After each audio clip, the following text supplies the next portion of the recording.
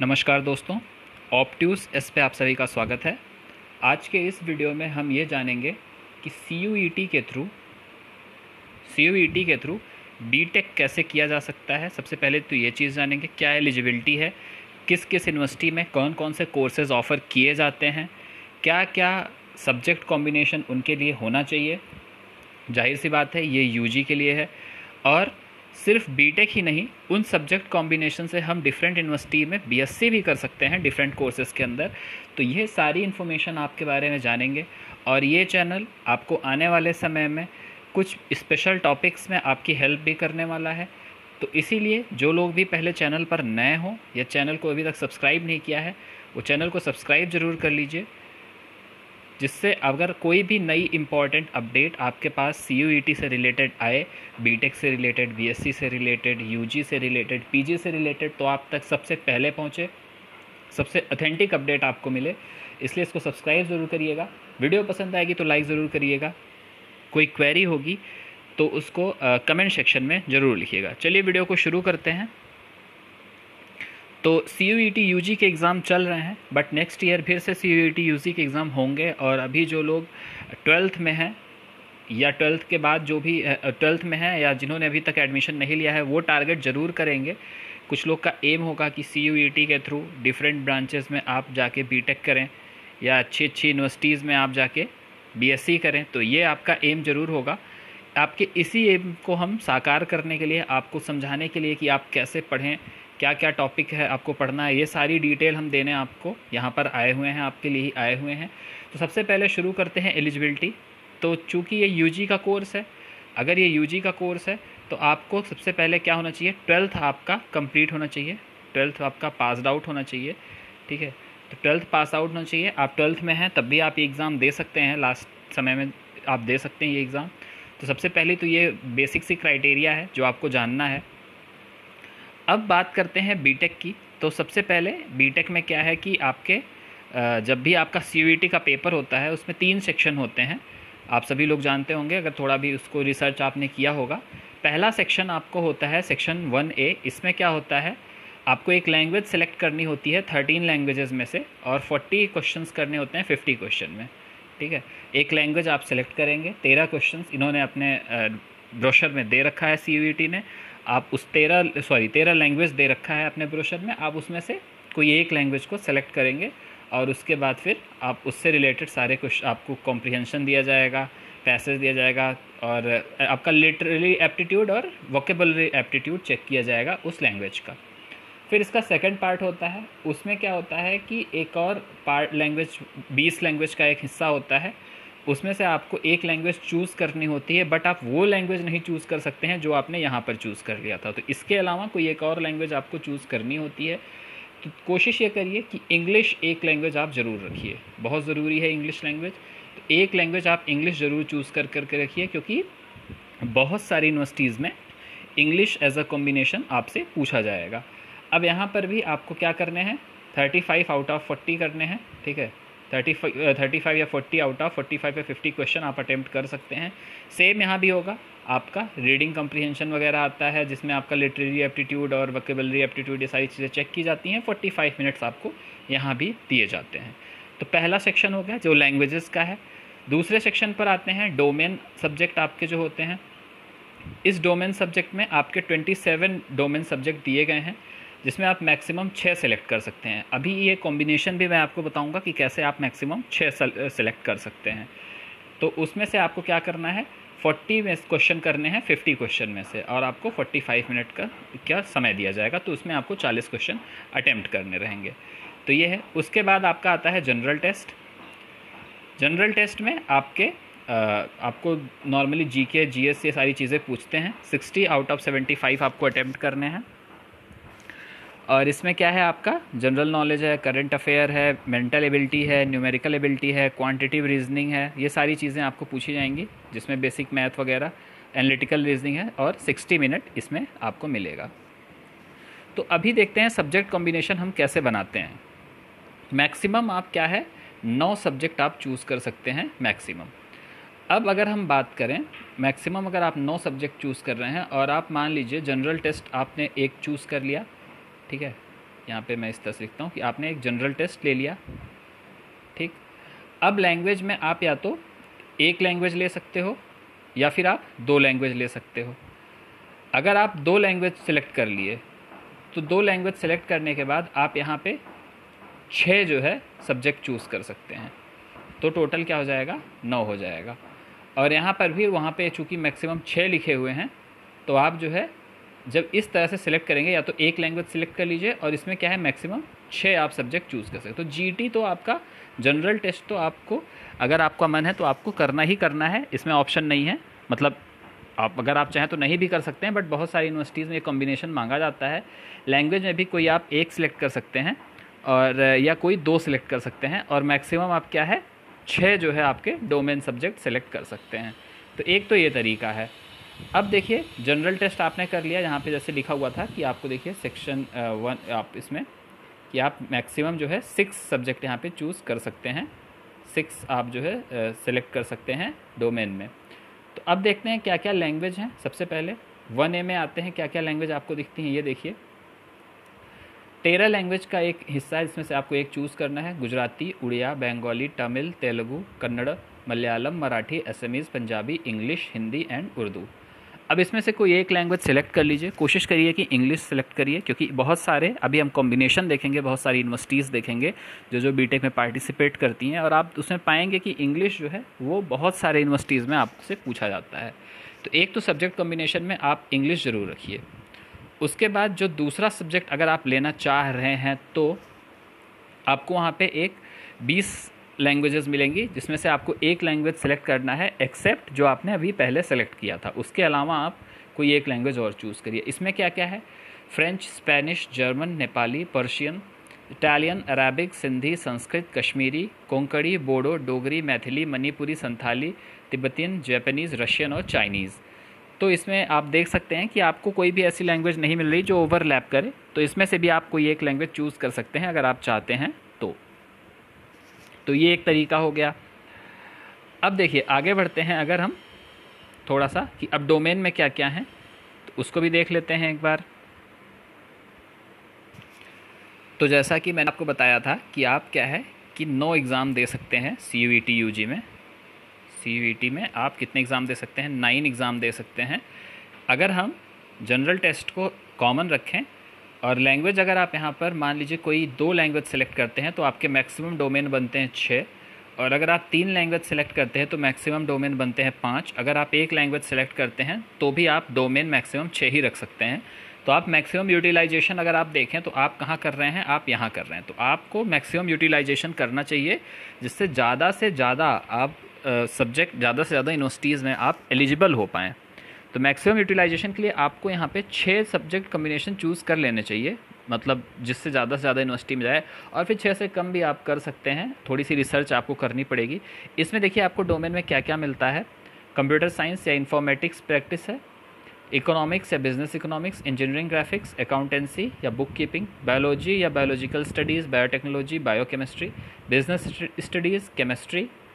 उसके बाद आगे बढ़ते हैं एंटरप्रेन्योरशिप, लीगल स्टडीज़, फिर यहाँ पे आता है आपका इन्वायरमेंट साइंस, मैथमेटिक्स, ज्योग्राफी या geology, history, home science, knowledge tradition and practices of India, physical education, NCC, yoga, physics, political science, agriculture. और फिर नीचे आएँ तो mass media, mass communication, psychology, sociology, teaching aptitude, anthropology और फाइन आर्ट्स और performing arts. तो ये सारे सब्जेक्ट आते हैं। अब अगर आपको बीटेक करना है, रही बात बीटेक की, तो बीटेक में आप देखिए 2 लैंग्वेज आप सेलेक्ट करेंगे, वो आप कोई भी सिलेक्ट कर लीजिएगा लैंग्वेज, 1 या 2 लैंग्वेज।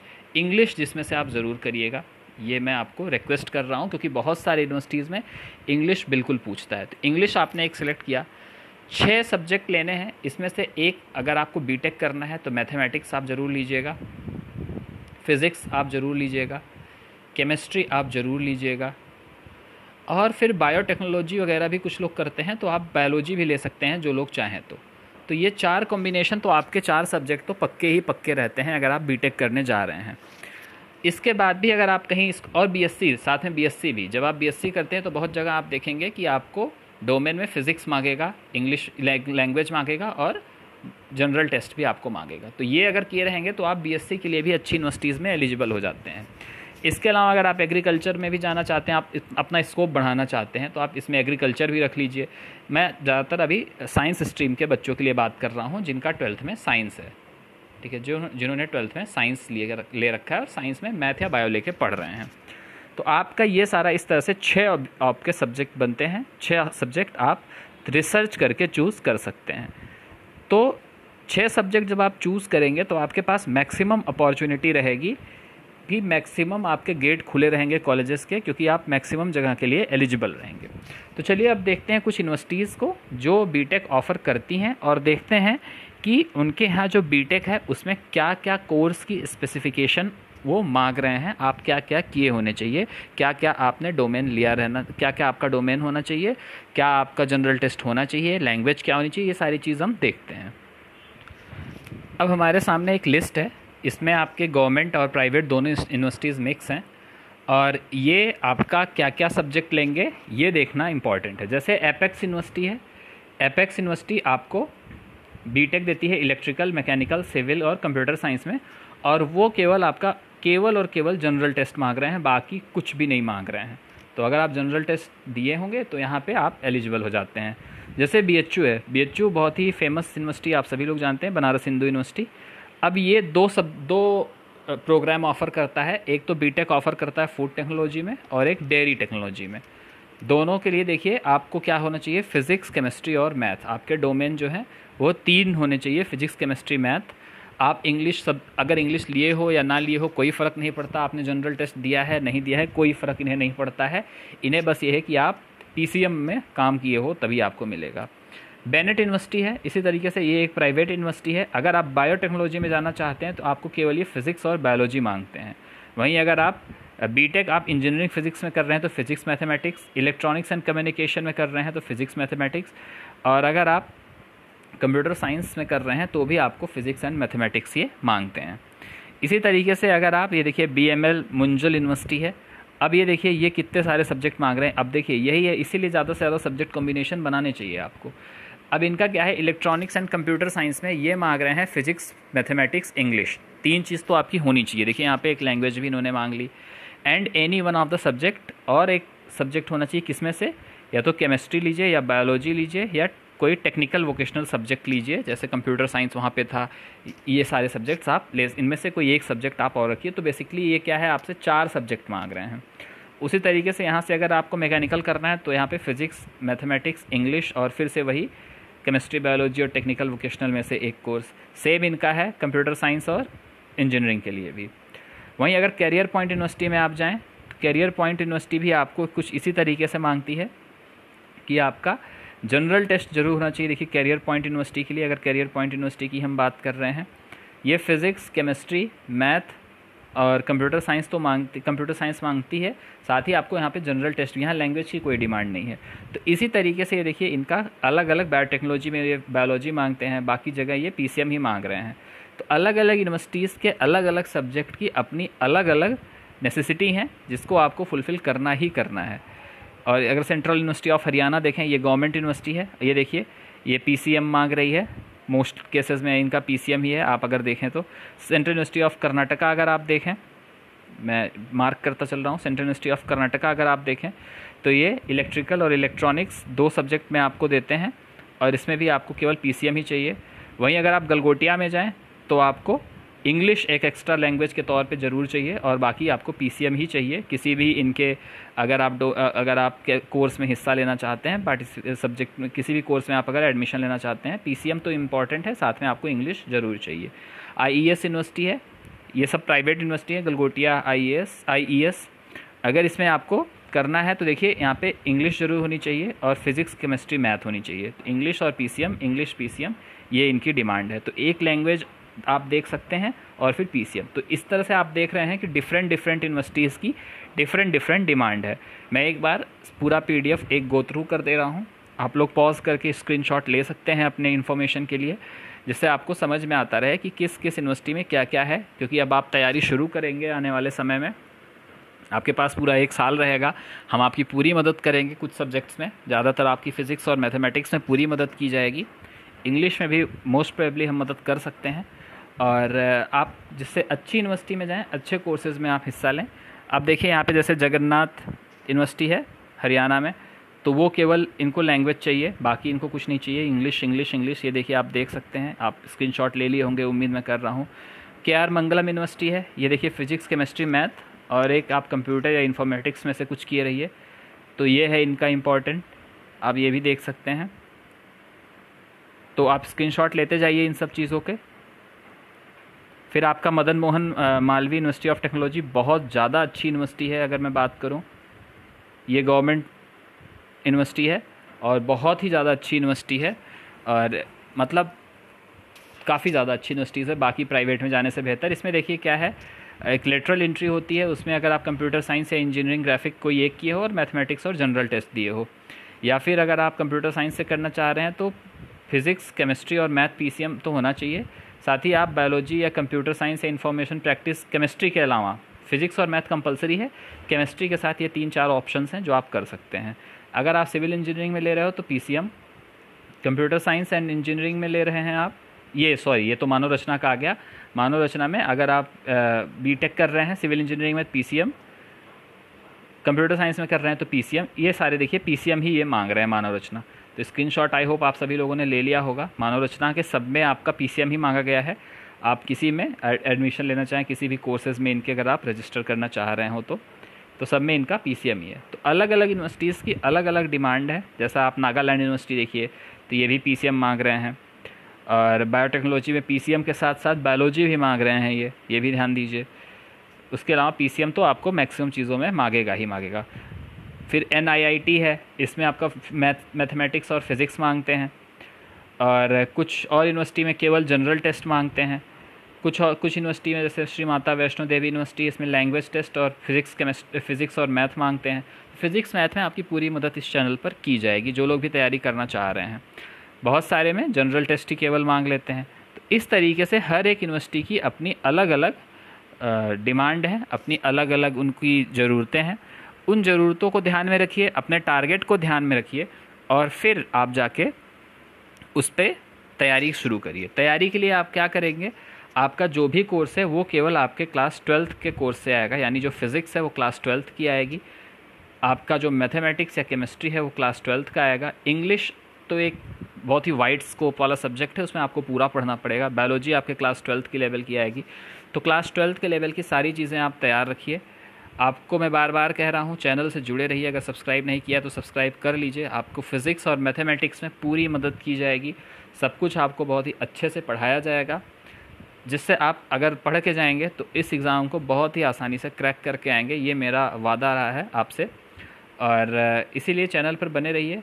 इसको वीडियो को शेयर करिए, जिससे अब जितने भी लोग 12th में आ गए हैं और तैयारी करना शुरू कर रहे हैं, वो सारे लोग जो है इस वीडियो को देखें और समझ पाएँ कि आपको एग्ज़ाम कैसे देना है। मैक्सिमम 6 सब्जेक्ट, मैं अगर शॉर्ट में आपको बताऊँ, एक आपको अगर फटाफट जानकारी दूँ, तो आपको क्या है कि आप मैक्सिमम 6 डोमेन ले सकते हैं। तो अगर आप डोमेन ले लिया 6, आपने मैक्सिमम 9 एग्ज़ाम दे सकता है आप, डोमेन में मैक्सिमम 6 ले सकते हैं, तो मैक्सिमम 6 रखिए, सारे ऑप्शंस खुले रखिए। जनरल टेस्ट 1 दे दीजिएगा। उसके बाद क्या है, आपको लैंग्वेज चूज़ करना है, तो अभी आपके पास 2 लैंग्वेज का ऑप्शन बचता है, तो कोई 2 लैंग्वेज आप दे दीजिए। 2 लैंग्वेज दे दीजिए या 1 दीजिए, कोशिश करिए कि इंग्लिश इसमें ज़रूर आप रखिए। तो अब आप तैयारी कैसे शुरू करेंगे, आप तैयारी में सबसे पहले तैयार करेंगे अपना डोमेन, उसके बाद आप तैयार करेंगे लैंग्वेज, और फिर इस पर आप थोड़ा थोड़ा फोकस करते रहेंगे। इसके लिए बहुत सारे चैनल हैं जो आपको बढ़िया आपको करंट अफेयर पढ़ाते हैं। बाकी शॉर्ट ट्रिक्स भी बहुत सारे चैनल से बताई जाती है, वहाँ से आप फॉलो कर सकते हैं। लैंग्वेज के लिए आप कोई भी ग्रामर की बुक उठाइए, इंग्लिश को अच्छे से पढ़ डालिए। डोमेन में फिज़िक्स मैथ यहाँ पर इस चैनल पर कराया जाएगा, और उसके अलावा अगर आपको कोई सब्जेक्ट चूज़ करना है तो अपने इंटरेस्ट के हिसाब से, अपने फ्यूचर स्कोप के हिसाब से आप सब्जेक्ट चूज़ कर सकते हैं। तो ये था पूरा जिस्ट। आपको मैंने दिखा दिया क्या क्या सब्जेक्ट हैं डोमेन के, उसमें से 6 सब्जेक्ट आपको चूज़ करने हैं। अगर आप BTech करना चाह रहे हैं या BSc करना चाह रहे हैं तो PCMB आपको रखना ही पड़ेगा, फिज़िक्स केमिस्ट्री मैथ और बायोलॉजी। इसमें से कोई 3 या 4 आपको रखने पड़ सकते हैं, तो वो सारे आप ज़रूर रखिए। उम्मीद है वीडियो आपको पसंद आई होगी। कोई क्वेरी हो कोई भी क्वेरी हो आपको कमेंट सेक्शन में लिखिएगा। वीडियो को शेयर करिएगा, ज़्यादा से ज़्यादा लोगों तक पहुँचे। आपको ये पूरी यूनिवर्सिटी की लिस्ट दी गई है बीटेक के लिए, और उसमें क्या क्या एलिजिबिलिटी है ये भी आपको दिया हुआ है।